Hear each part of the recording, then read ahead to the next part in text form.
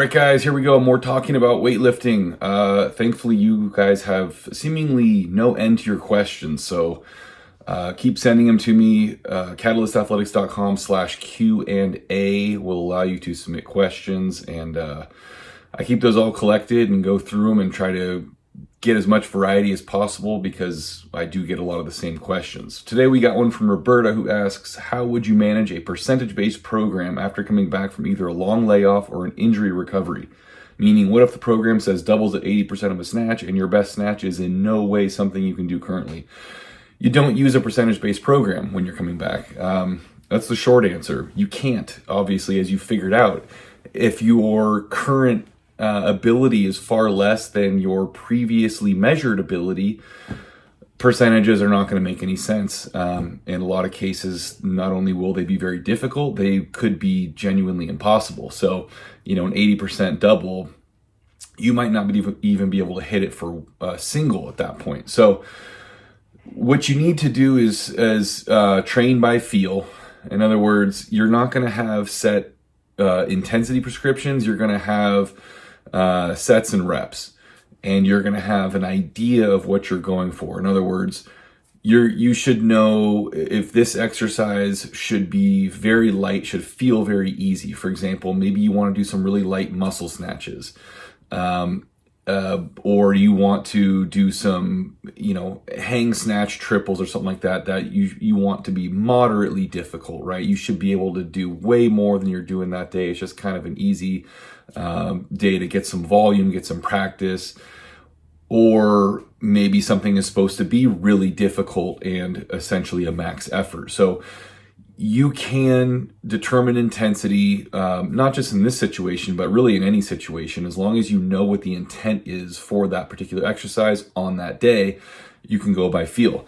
So what I would suggest is figuring out what the training cycle is that you're going to start once you're back up to speed. In other words, let's say you have a meet in 5 months that you want to shoot for.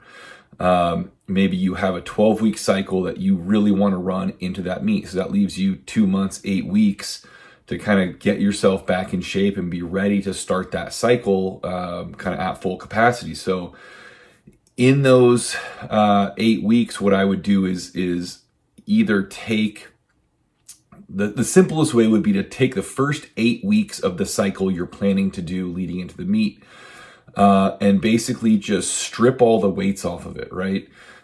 Give yourself the exercises, the sets, and the reps, and approach it every single day entirely by feel, with the understanding that the first couple weeks in particular, you should be extra conservative. In other words, if something is supposed to be moderately challenging, make it really, really moderate, bordering on too easy. And what you want to make sure you're doing is really gradually easing back into the full meal deal, right? The biggest mistake people make when they're coming back from a long layoff, especially following an injury, is trying to jump right back into the deep end.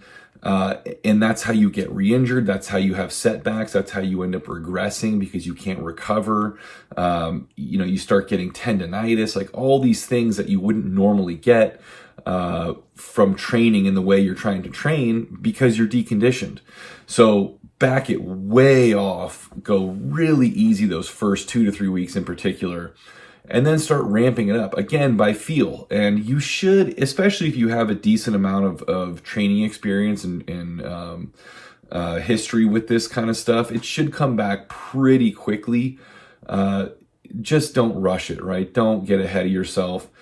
By the end of that, example, 8 weeks, you should be feeling pretty good. And then, that 8th week, back off, nice, easy transition week so that you are both in shape and starting that final cycle into the competition nice and fresh and recovered, but in shape, right? Conditioned back for this stuff again. The one other thing to think about is to potentially add some additional work on ab and back strength and stability, grip strength, and maybe even a little conditioning. And by conditioning, in this case, I don't mean cardio. I don't mean running or riding a bike and that sort of thing. I mean just getting some higher reps in, doing some sets of 10 in the squat, doing plenty of unilateral leg work, lunges, step ups, split squats, with 10 to 15 reps, doing pressing and pulling exercises for the upper body at those higher rep ranges, and using that to get that conditioning in the sense of being capable of handling the workload, but also getting your connective tissue strong again, because those higher rep ranges tend to develop tendon strength, where the lower ones don't do it as well. So going into the heavier training, you'll be a little better off and a little more resistant to stuff like tendonitis and those sorts of things that can get you in that situation. Good luck.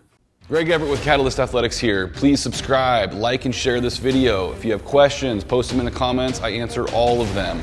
Also check out catalystathletics.com for the biggest Olympic weightlifting exercise library out there, along with hundreds of free articles and videos and other resources for both athletes and coaches.